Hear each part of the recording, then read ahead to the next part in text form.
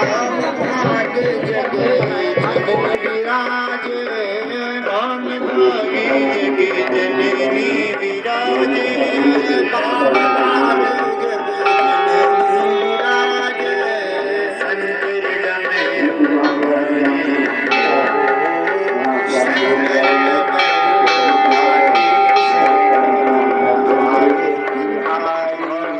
शंकर डमरू हरि, शंकर डमरू हरि, शरण हम आए बिहारी, शिव भोले हरि, शरण हम आए बिहारी, शिव भोले भंडारी, शरण हम आए बिहारी, बिहारी रखीला जी हमारी, शरण हम आए बिहारी, वाम भागे जगे जननी विराजे, वाम भागे जगे जननी विराजे, वाम भागे जगे जननी विराजे, वाम भागे जगे जननी विराजे, शंकर डमरू हरि। और आज तो तुम मंदिर में यहाँ ध्वज में शिव जी मंदिर में और आए तो इतना बहुत महिमा है जी। कामना तुम और रात रोला तो जरूर सब मनोकामना पूर्ण हो जाए। बहुत शक्ति है यहाँ शिव ध्वज मंदिर में। पुराण में वर्जित, पुराण में लिखना चाहिए। पुराण में हमारे स्कंद पुराण एक ग्रंथ था, 84,000 श्लोक था। वो स्कंद पुराण में एक मानस खंड उठा ना मैं, तो मानस खंड में हमारे पिथौरागढ़ के तो 73 क्षेत्र सन, वो क्षेत्र की महिमा गा रहे थे। तो वो मई जो ध्वज मंदिर एक महिमा ने था कि ध्वज मंदिर में चढ़वेल की ऊंच, ये ध्वज मंदिर में जो ऊंच और यहाँ कैब कुछ करन चाहिए कब ऊंचे, तो ध्वज मंदिर एक महिमा था। तो सूत जी लोग 18,000 जो सोना का ऋषि धनवंतर कुछ जाए कुल आइडिया ब्याज तो कुल आइडिया नहीं ब्याज जी। आप हम बताए कि ध्वज जो कुरानी ध्वज किले कुरान ध्वज से महात्म्यम कथम, ये ध्वज की महिमा क्या है और यहाँ पर जो रहते हैं उनके निवास करता है उनकी महिमा क्या है। जो उस ध्वज पर्वत को पार कर लेता है उसमें चढ़ाई करता है उसको किस फल की प्राप्ति होती है और वहां जाने से किस देवता का पूजन करना चाहिए। तो ये एक ग्रंथ टू कभी कर लिया रही में मुख्य हम लोग के पर्वत पर जो चढ़ाई कर लेता है उसको समस्त प्रकार की सिद्धि की प्राप्ति हो जाती है, क्योंकि यहाँ चढ़ाई बड़ी दुर्लभ है, साधारण आदमी आ नहीं सकता ऐसी जगह। तो जो आदमी अगर लक्ष्य करके आ जाता है और ये वहाँ केवल उस ध्वज की चढ़ाई प्राप्त करके वहाँ भगवान शंकर का दर्शन करने से ही धन धान्य विवर्धनम, धन और धान्य की प्राप्ति हो जाती है। तत्र ध्वजम समाधत्ते विकुंभो गणनायक शंकर से महाभागा दुर्धनम देवनायक। तो कहते इस पर्वत का नाम ध्वज क्यों पड़ा? तो भगवान शंकर के गण थे कोई विकुंभ, तो वो विकुंभ नाम के जो गण है वो भगवान शंकर की ध्वजा को यहाँ लेकर के खड़ा कर दिया उन्होंने। और समय आने पर वही ध्वजा ने क्या ले लिया, एक शिला पत्थर का रूप ले लिया। तुम देखो ध्वज को नाम में ध्वज बंधा हमने निशान को पहाड़ में, अरे पहाड़े कर सब ध्वजा का निशान हो निशान कर एक तरफ बड़े चौड़े एक तरफ बड़े लंबो। तो यहाँ बड़े तुम देखो ठाड़ गयो सदगड़े तरफ भिन की जो कि ना गयो इसका चौड़ ध्वजा जगह आकृति है ना ध्वज पहाड़ को। तो ध्वजा जैसा ये पहाड़ है तो वो भगवान शंकर की ही ध्वजा यहाँ जो है रखी गई है, इसलिए इसका नाम जो है ध्वज पर पड़ गया। तो कहते हैं कि शंकरस्य महाभागा, यहाँ इस ध्वज पर्वत पर भगवान भोलेनाथ एकांत में निवास करते हैं। ध्वजेशो नाम देवेश सिद्ध विद्या, ध्वज पर्वत पर भगवान जो है सिद्ध गंधर्व किन्नर अप्सराएं और अनेक प्रकार के भगवान के गण यहाँ रहते हैं। ध्वजेशम शंकरम तत्र समर्थम मुनि सत्यमा, इस ध्वज पर्वत पर गुफा पर भगवान शंकर रहते हैं और वही काली भगवान भगवती जयंती जो है वो शिखर पर रहती है। तब गुफा में भगवान शंकर के मन में भगवती जयंती निवास होगा ज्ञान। ध्वजेश प्राप्य यो देवम न समर्थ्यति मानव न प्राप्नोति सुखम विप्रात दुखम आपनोति नित्यशः।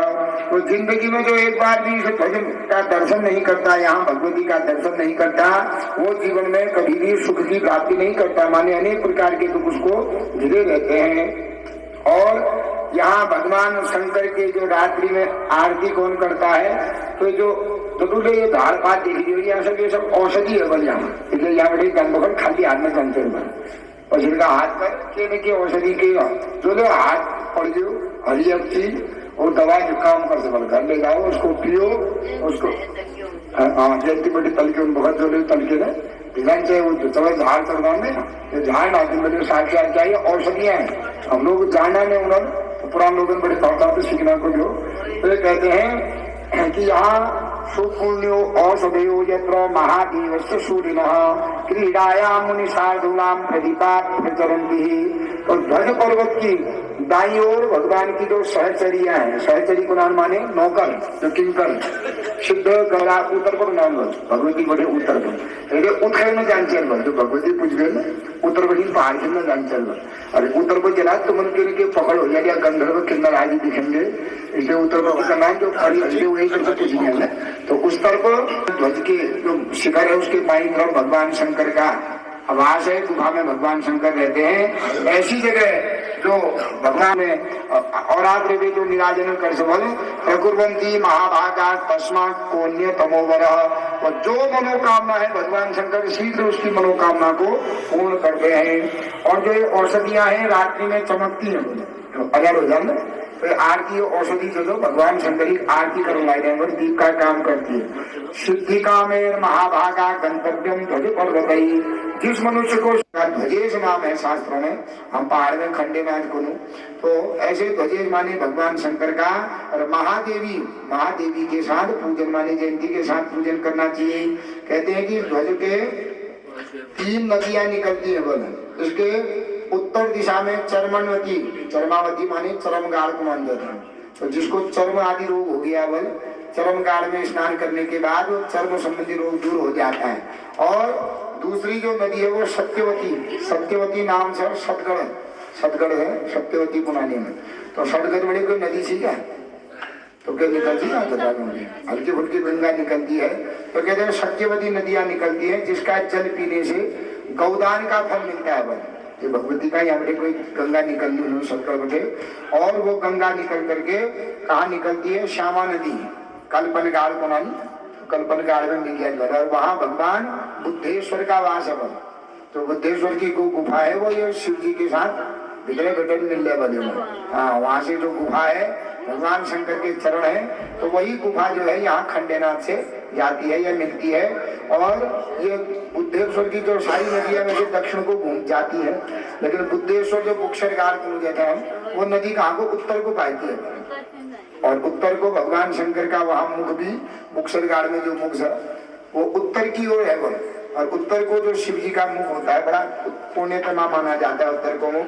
तो ऐसे भगवान शंकर के प्रांगण में आकर के जो भगवान का ध्यान करता है भाव से जप करता है संध्या में निराजन करता है और वहाँ भगवान अहोरात्र माने रात भर भगवान के जागरण करता है वो समस्त मनोकामनाओं को पूर्ण करके इस लोक में समस्त प्रकार के सुखों को भोग करके अंत में बल्कि शंकर के ही लोक का वह अधिकारी होता है। तो ये महिमा से अब काट तो बहुत लंबी है मुख्य मैंने तुम्हें बताया कि ध्वज पर्वत में अहोरात्र रहना किया और आरती 11 टाइम में आरती करना बहुत पुण्य फल मिल सके। तो तुम लोग आ जाए भगवान एक महिमा छ तुम लोगों का पुण्य सन भगवान ने हम बुला रहे हैं ना तो आधे घंटा टाइम कैसे क्या घटना नाते चलन तो सब लोग छोड़ दे रही है जब हवल आ रही है भगवान तुम्हें मनोकामना पूर्ण करूँ तो रात रो बढ़िया भजन टीम आ रहे एक रात दिन पढ़न तो सदा ही हो आज और रात रो बढ़िया खूब भगवान भजन कर कीर्तन कर और रात रो भगवान शंकर दर्शन ले दी शरण तुम लोग है कि नहीं। तो आरती कर लूँ जो आरती करना आराम है एक कर भी रहा और आरती कर अपना अपन जाकर बैठ गया फिर भोजन तैयार था सब लोग भोजन करें। बोलिए उमापति शंकर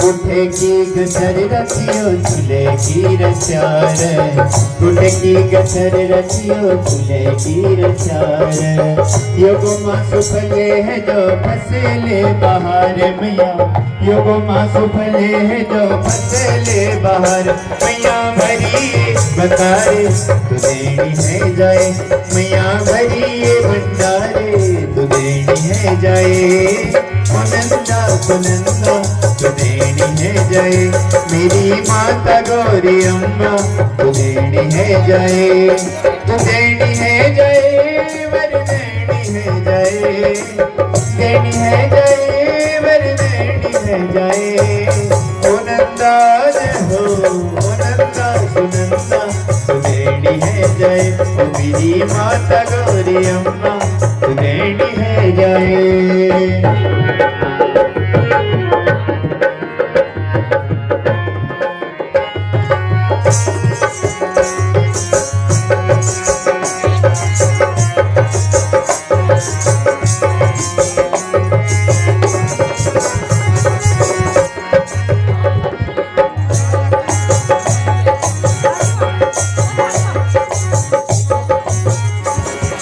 फूल पाती भेंट मैया से कणी चढ़ो फूल पाती भेंट मैया से कणी चढ़ो मैं गणी क्षमा करिए।